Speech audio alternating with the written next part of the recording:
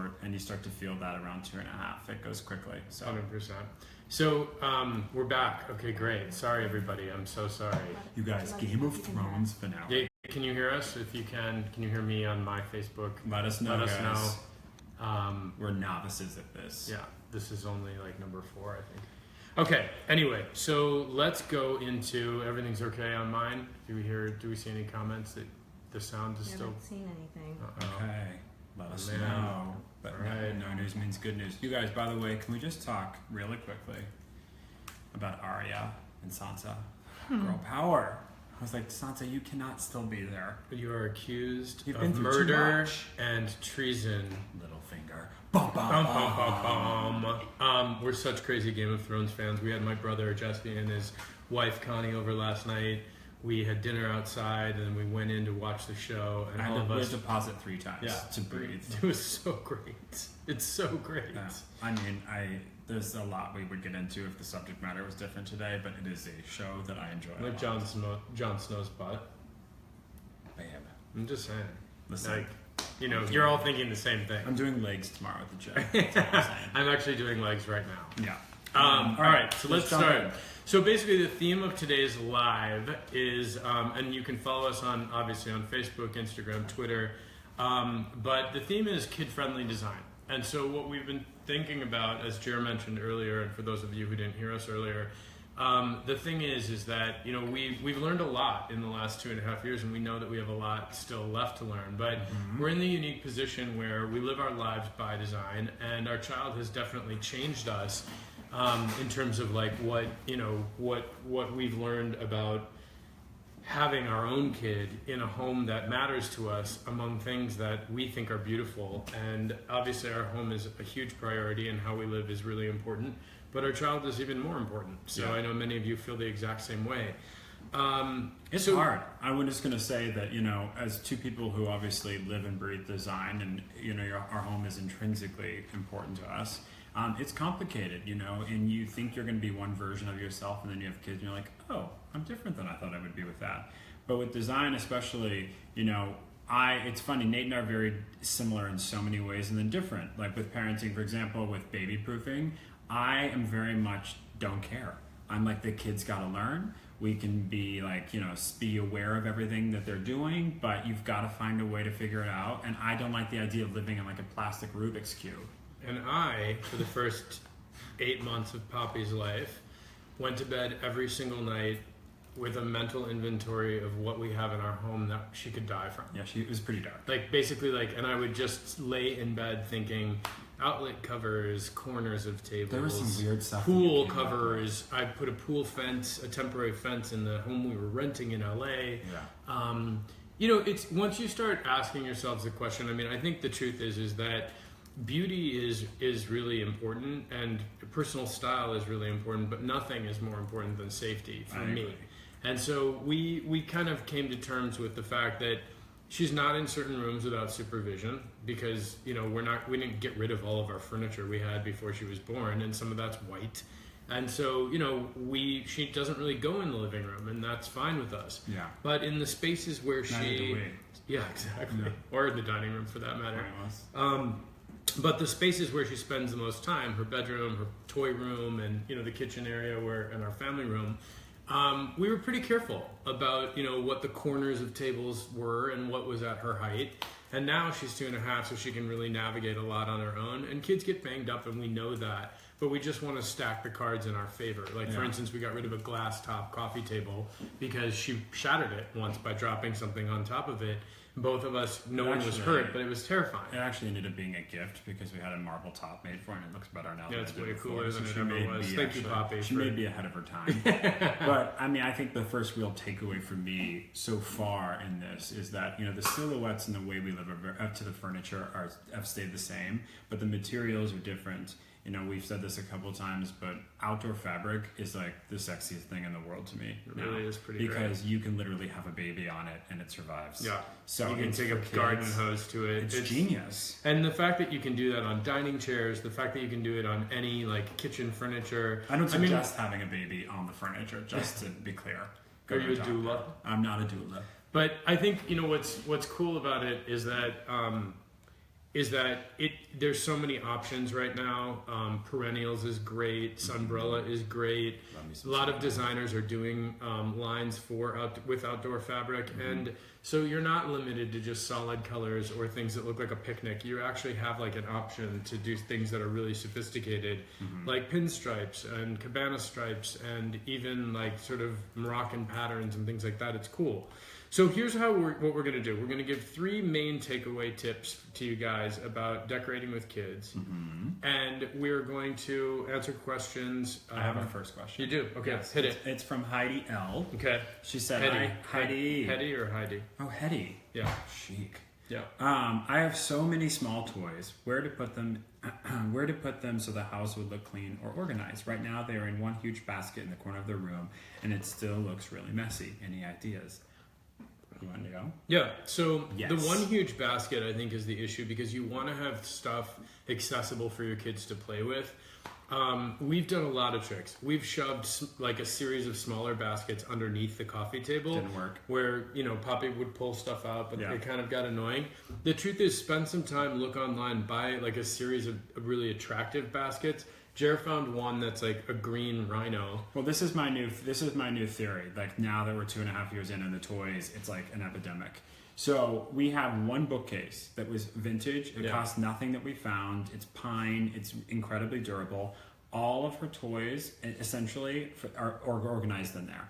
Everything from the top to the bottom. The animals are stuffed, and then there's one basket in the playroom that we curate the toys that she's playing with currently. It's like a tall, narrow, very shallow cabinet that we found online, and it was a really smart idea. We secured it to the wall. Hello, safety. But she can open the doors, and it has double doors, so she can pull out what she wants, or she can point to stuff on a higher shelf and tell us what she wants to play with. Which she does.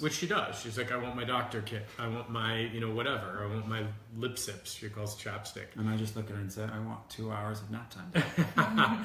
But so think about creative storage solutions. A tall, narrow thing, it doesn't always have to be within reach of your kids. They can ask you for stuff.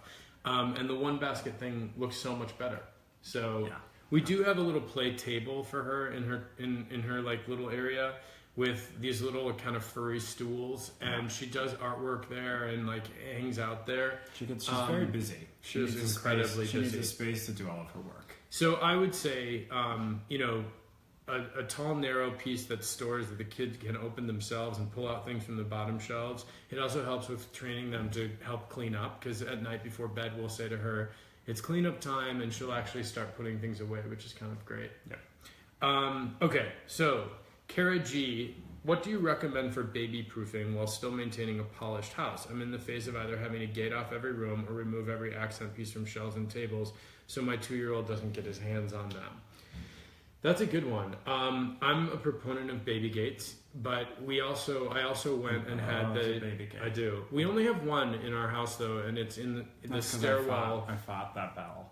No, but because it's sequestered. I went and got locks to the top of the doors so we can close off an area where Poppy can play unsupervised. It sounds like the room, but it's not. It's not, I swear. And they're little like thumb turn deadbolts that are like $10 a piece. They're mortised into the doors, so they're not like flimsy or whatever. Our handyman put them in because it does require drilling, but they're up really high, and so she can't reach them. So we can close off an area for her, and it's not like she's in one room. It closes off the kitchen and her playroom or play area from the rest of the house. And then there's a gate because there's a stairwell down there. But it's great at the top of there's a door to the basement. We have a little thumb turn at the very top of that door as well, so I don't have to worry about her falling down those stairs. I feel like our version of baby proofing has always been, not that dissimilar to the way I trained my dog, which sounds awful to say, but the idea of controlling the environment. Once she's in a space and she can handle herself appropriately and she knows the rules, so to speak, then she gets access to more of the house. I mean, Poppy's never been a destructive kid. We've been very lucky. But there's an awareness, like all the cleaning products go somewhere and the stuff that's really dangerous. But kids have to fall. They have to get hurt. They have to bang their head. They have to understand what a sharp wall is and what a glass wall is. I'm very much in the line with I'm going to hold you when you cry and we'll do our best. And Kara, in terms of like taking stuff off of tabletops and all of that, sometimes you have to do that until they understand that, what is daddies or mommies, or what they can touch and what they can't.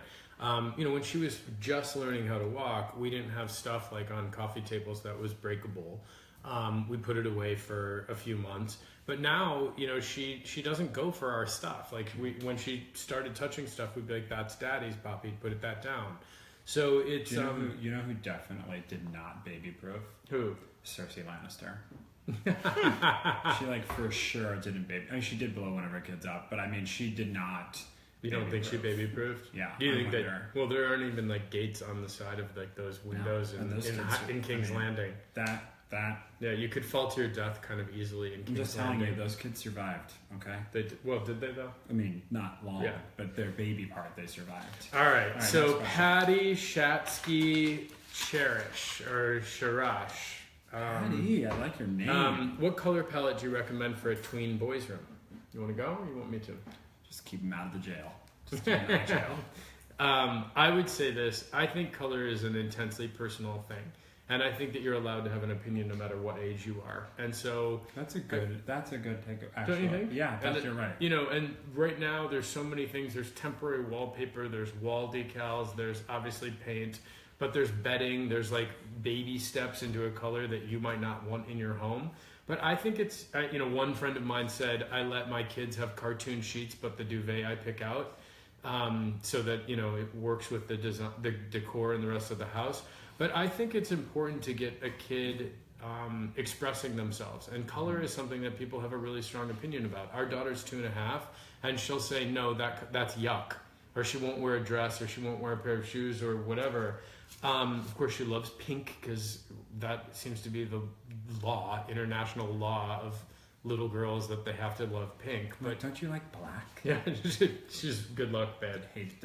Can't be is least interested in it. But so, Patty, I would say this. I mean, ask your son. Go to the paint wall with him. Ask them. I mean, we've done this on Nate and Jeremiah by Design, where we've worked on kids' rooms, and there's something about the ownership of a child saying, "I like this," and then seeing that come to fruition, even if they make a mistake. The truth is that I think that it's important, and I think it's like early training to connect people to how they live and the space around them. So I wouldn't offer actually a color palette for any tween boy. I would say, what does your boy like? I agree. Get the dialogue going. That's the age. That's that moment where everybody's looking for some self-expression, and that's the safest way to let them do that. So. Yeah, it doesn't mean you have to paint the entire room purple, but he maybe could have a purple and then pillow. You're gonna have to have another conversation with him. Well, because what does it mean? It's a lot of time. Anyway, all right, you guys, thank you very much for watching. We love hanging out with you and spending time with you. Let me know if you think I'm a terrible parent for ripping the flannel pajamas out of Poppy's hands. Don't tell me if you think I'm a terrible parent. He doesn't want to know. Care. Anyway, I actually don't really care either. But we're just going to do the best we can, just like all of you. Yeah, but we appreciate you guys tuning in, and as always, thank you for the questions. This is so much fun, and we love being able to do this. So stay tuned. We're on Twitter, Instagram, and Facebook. Bye. See you later. Bye, everybody.